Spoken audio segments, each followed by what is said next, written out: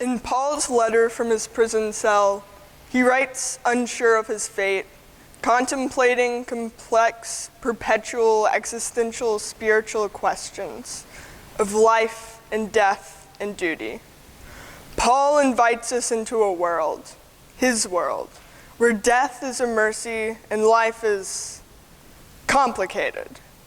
Because like in all of our lives, sorrow and joy coexist in the strangest of ways. All of this complexity and emotion is tied together by faith. It is Paul's light in a dark cell, a lifeline. And we are chosen as the worthy recipients of that same light. Not one person left to stand on a hill alone, but we, all of us. Because we are told that we are one spirit, striving side by side with one mind for the gospel. One spirit, an inarguable message of unity. But what is unity? Unity is so often a shining city unreachable on the top of a mountain of bitter misunderstanding, or a glorified relic of times long forgotten. It is easy to make unity a question of all or nothing. Either everyone agrees and will unite in perfect harmony because of a certain principle, or we are all just shards of a long since shattered glass, trying to glue ourselves back together. But in reality, unity is not and cannot be perfection. It is not a homogeneous body of people utterly lacking in enough opinion and sophistication to create dispute, because that is inhuman.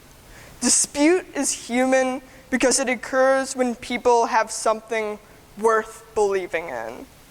In this light, this faith we are told about that we receive is certainly worth believing in.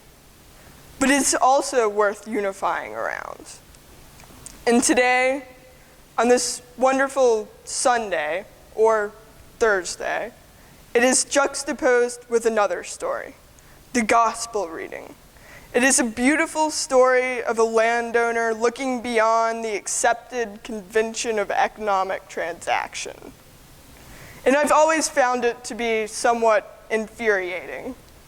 The logical part of my mind, which almost always wins in the war of thinking, screams that the workers who came in the morning were more deserving of compensation than the workers who only worked for an hour. I mean, come on. This is the most basic level of economics. This is clearly an injustice. I believe that I think this way partially because we live in a world that trains us to see tragedy clouded in drama, rather than what is told in this story. We do not know where these workers come from, whether they have families who are in debt, whether they believe in God, or whether they have yet to find the light. We don't know what their journey was to this place where we finally meet them. We don't know what they did until we met them at 3 o'clock on one day of their lives, or what they will go on to do after 5 o'clock. If we had known one of these workers had a very dramatic family emergency that morning and was struggling to pay medical debt, then of course we would give them the day's wages. He needs all the help he can get. She's struggling, and we are all good Christians who will come to their rescue.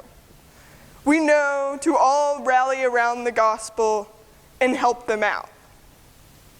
But this is a story of trust, of knowing that regardless of the complex circumstances of the lives of the workers, it is just to pay them all what has been agreed upon, what is necessary for survival.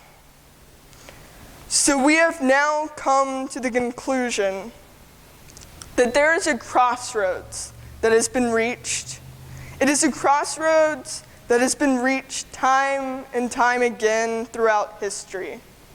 The crossroads of justice and unity. We live in a world where justice and unity are mutually exclusive, seemingly at times. Sometimes life seems like a form where these two values are parallels and all of the above is not an option. And perhaps this is why it takes us so long for us as a society, as members of a community, and as Christians to seek justice. Why it took 89 years after Thomas Jefferson claimed slavery was immoral and unchristian to finally condemn it in an actionable way. Why it took hundreds of years to let women participate in the church, a place of love and unity. Why it took hundreds of years for the church to end its persecution of people simply based on who they love. But also, why it takes 8 minutes and 46 seconds of a man being choked, being brutally murdered to bring a country and a faith community to another reckoning centuries from punctuality.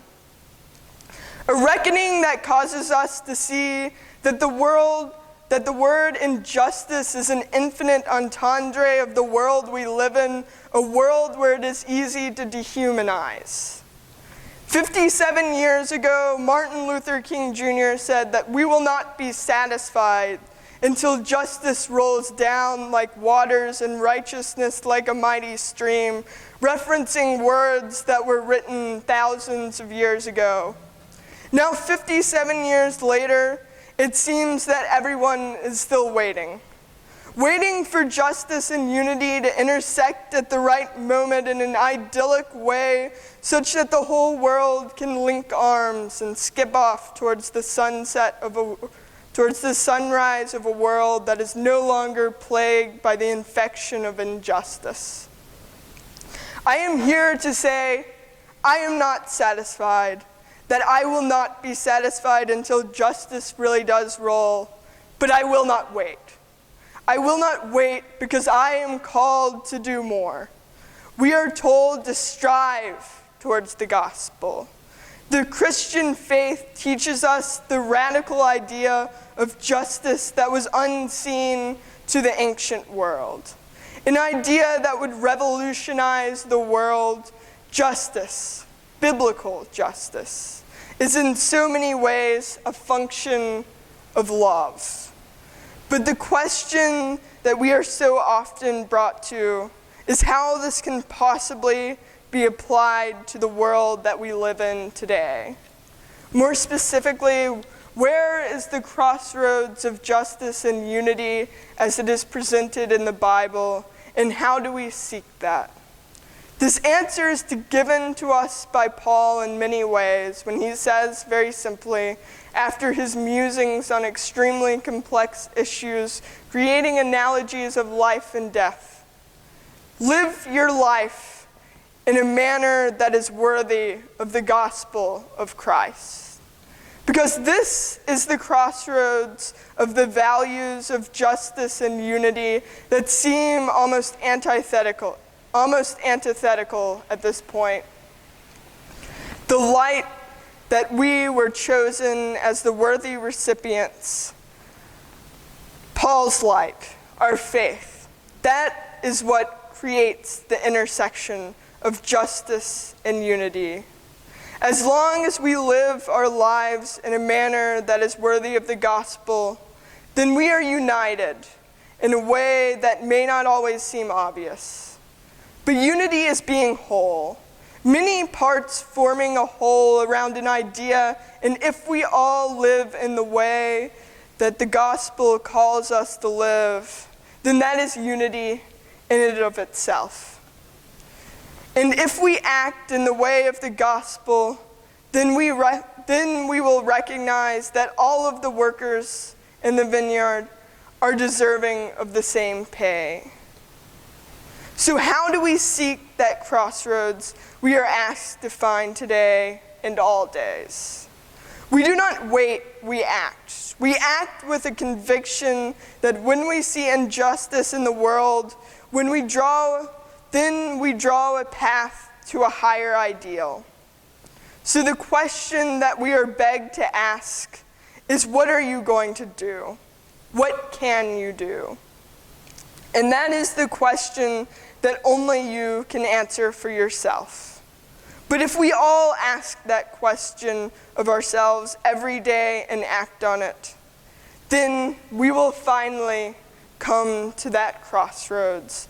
We will come to that glorious crossroads where a vineyard owner will pay his workers what they need to live, where everyone will have what they need to live, where we will not judge the people around us in such an unjust way, and that we will complete our search for what is whole.